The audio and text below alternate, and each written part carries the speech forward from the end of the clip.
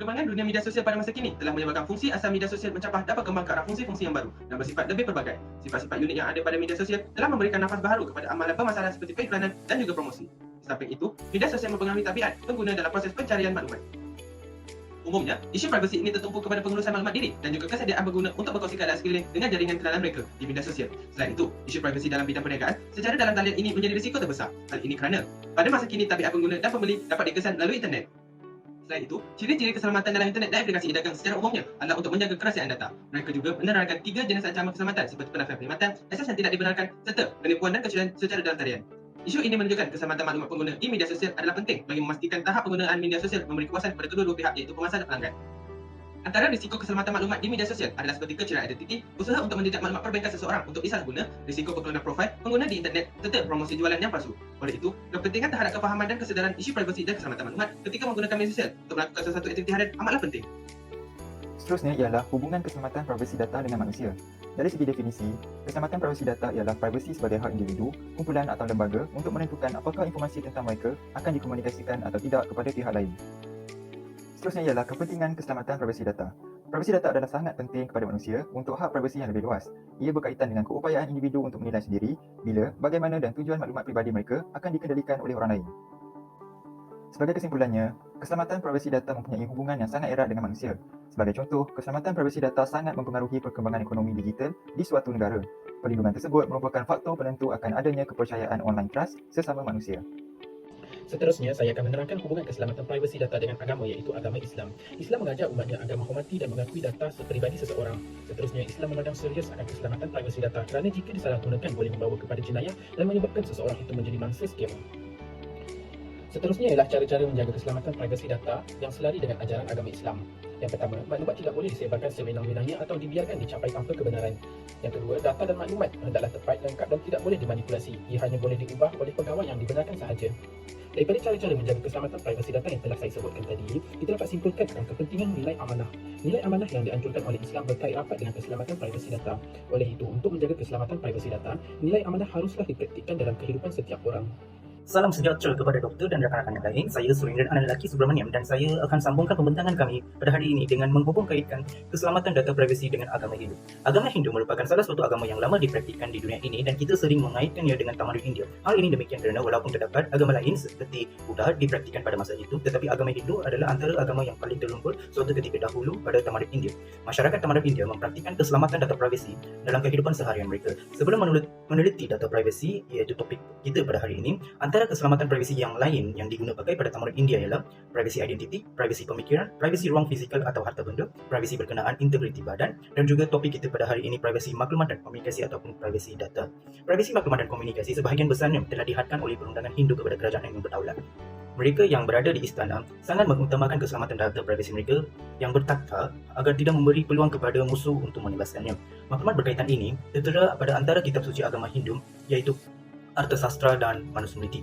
Selain itu, dokumen yang melibatkan transaksi seperti cukai, pemberian hadiah, pembelian, gadaian dan hutang dikendalikan dengan menurunkan tanda tangan oleh pegawai-pegawai yang ditugaskan. Hal ini demikian kerana sebagai bukti transaksi dijalankan oleh kedua-dua pihak dan untuk mengelakkan kemungkinan janji seperti mana kita diguna pakai pada hari ini untuk perjanjian-perjanjian yang kita dijalankan. Akhirnya, dalam konteks privasi maklumat, satu-satunya ilustrasi tentang ini yang kita temui ialah ajaran dalam Arthasastra, iaitu antara kitab suci agama Hindu yang memerlukan kecerdasan untuk disampaikan dalam kod. Mereka pada tamadun agama Hindu ataupun tamadun India, mereka berfikiran secara bernas dalam menyampaikan maklumat yang sulit dalam bentuk-bentuk kod agar musuh-musuh mereka tidak dapat memahami, seperti mana para askar-askar yang bertukar maklumat pada waktu Perang Dunia Pertama dan juga Kedua. Jadi itu sahaja daripada saya. Sekian, terima kasih. Hai semua, nama saya Aris dan dalam segmen video ini saya akan menentang tentang kepentingan keselamatan data. Privasi data secara amnya bermaksud keupayaan seseorang untuk menentukan sendiri bila, bagaimana dan sejauh mana maklumat peribadi tentang mereka dikongsi atau disampaikan kepada orang lain. Privasi dianggap sebagai hak asasi manusia dan undang-undang perlindungan akan wujud untuk menjaga hak tersebut. Penjenayah boleh menggunakan data peribadi untuk menipu atau mengganggu pengguna. Apabila aktiviti seseorang dijejaki dan dipantau, ini mungkin menyekat keupayaan mereka untuk menyatakan diri mereka secara bebas, terutamanya di bawah kerajaan yang mengawasi penggunaan internet raya.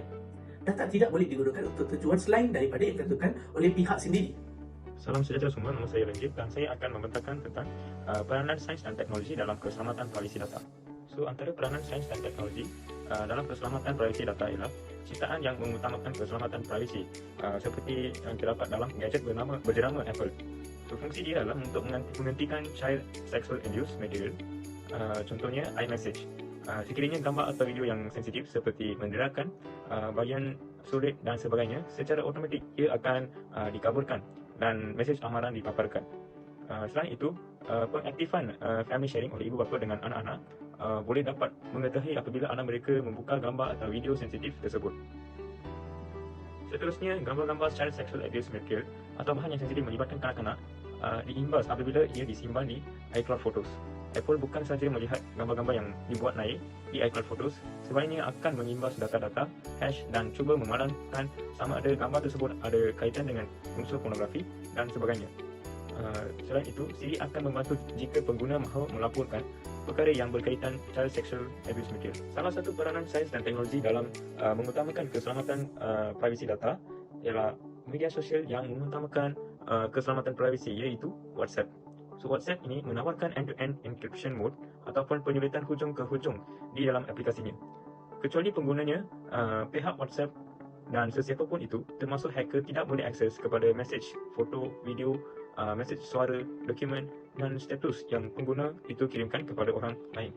Selain itu, ia juga akan memastikan hanya pengguna dan orang yang berkomunikasi dengan pengguna yang boleh membaca atau mendengar apa yang dikirim. Sebagai pengguna media sosial, kita perlu sedar serta faham mengenai isu-isu privasi dan keselamatan maklumat ketika berada di dunia maya. Kita harus meneliti kepentingan literasi media, etika sewaktu dalam talian, kelebihan dan keburukan media sosial ini. Seharusnya, isu-isu privasi dan keselamatan maklumat perlu diketahui oleh semua pengguna media sosial serta golongan yang melakukan pembelian secara dalam talian. Pengguna yang berusaha menggunakan media sosial untuk menjaga usaha perniagaan dan pembelian perlulah lebih bijak dan berhati-hati. Mereka jangan sewenang-wenangnya memuat naik serta berkongsi pelbagai maklumat peribadi di media sosial untuk mengelakkan ada pihak-pihak tertentu atau tidak bertanggungjawab menggunakan maklumat peribadi untuk tujuan yang tidak sihat.